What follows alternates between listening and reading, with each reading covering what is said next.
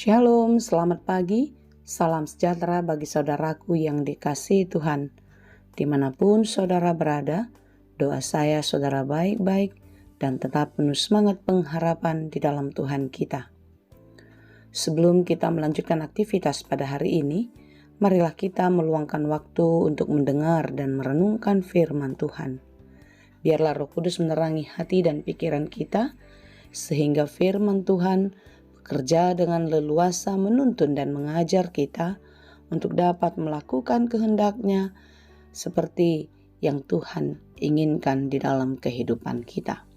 Mari kita siapkan hati, kita berdoa.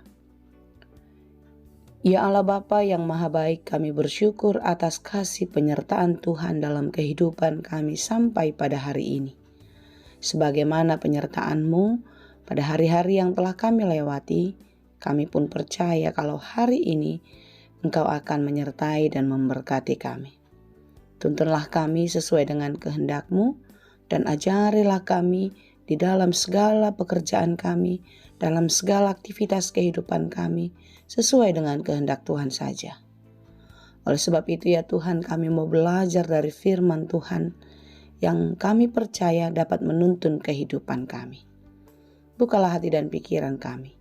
Ajari kami untuk dapat mengerti firman-Mu dengan baik, dan mampukanlah kami ya Bapa untuk menjadi pelaku firman yang setia di dalam kehidupan kami.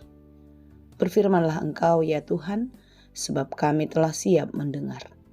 Kasih karunia dan damai sejahtera dari Allah Bapa Tuhan kita, dan dari anak-Nya Tuhan Yesus Kristus dan Roh Kudus, menyertai saudara sekalian.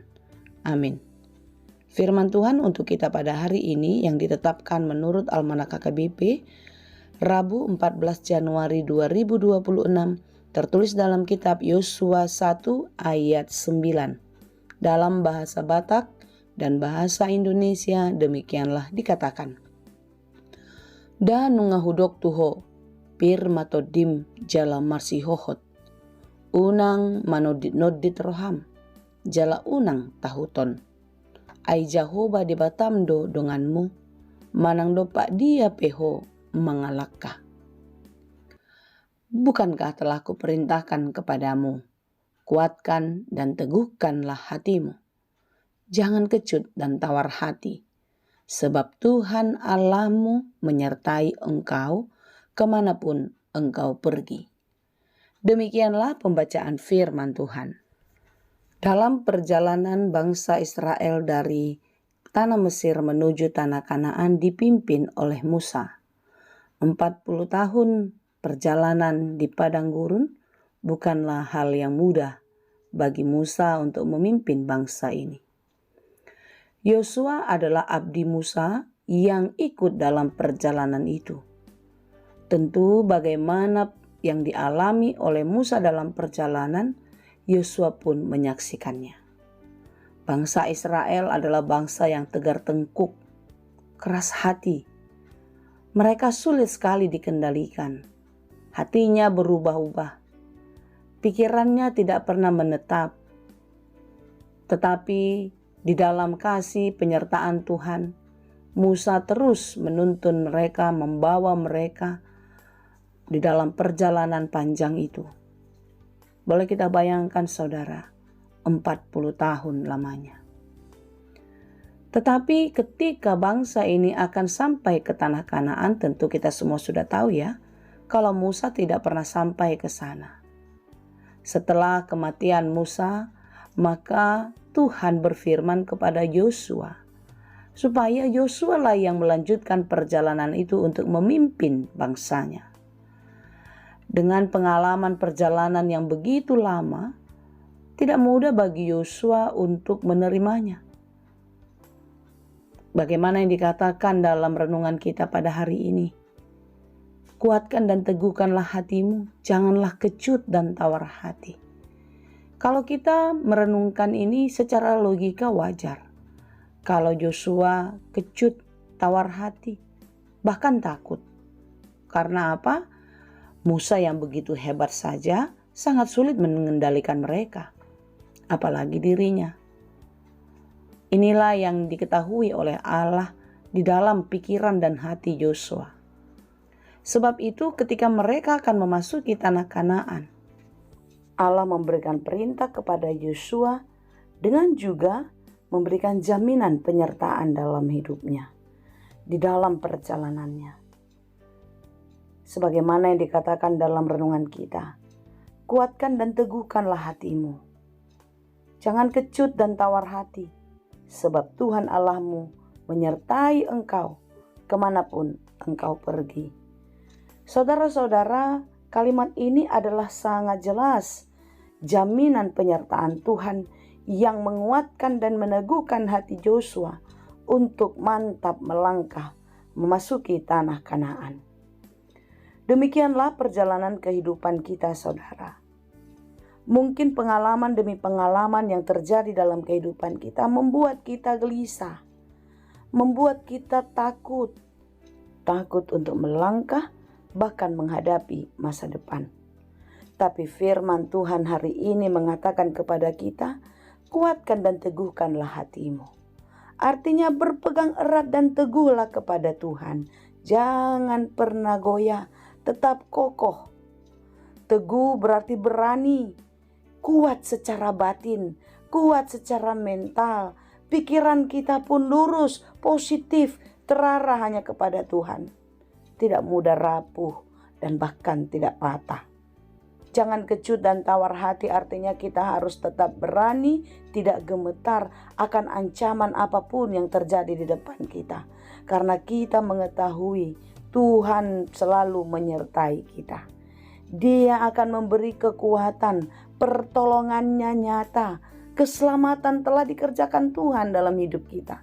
Tentu perjalanan kehidupan kita ke depan pun ada di dalam tangannya. Amin. Oleh sebab itu saudara-saudara yang dikasihi Tuhan, jangan pernah mengandalkan kekuatanmu, jangan mengandalkan kemampuan pikiranmu, pengalamanmu, bahkan juga kemampuan dan kekuatan orang-orang di sekitarmu.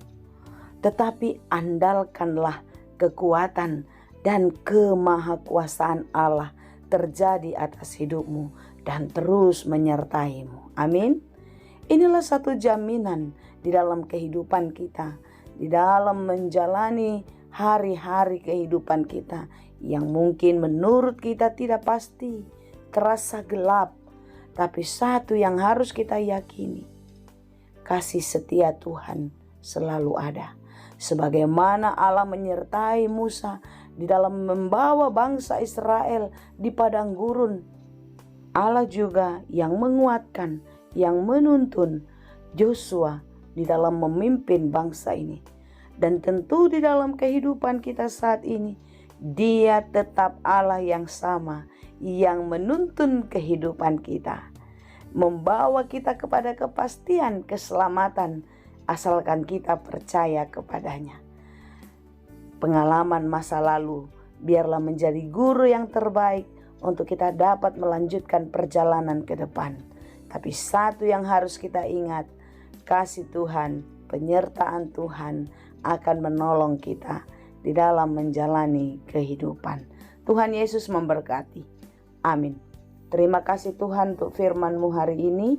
Biarlah kami kuat, tidak tawar hati di dalam menjalani kehidupan ini.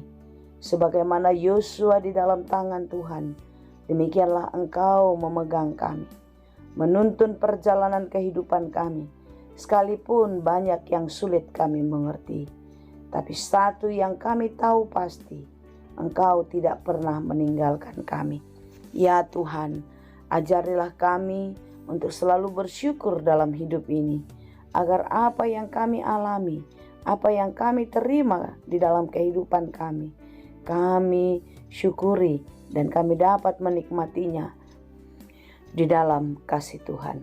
Berkati kami dalam segala pekerjaan hari ini, biarlah kami dapat bekerja dengan baik di dalam kasih Kristus, sehingga pekerjaan kami berhasil dan berbuah, dan kami dapat menikmati hasil atau buah baik dari setiap pekerjaan kami untuk kemuliaan nama-Mu. Kami berdoa bagi saudara kami yang berduka cita, kiranya Tuhan yang menguatkan dan meneguhkan hatinya.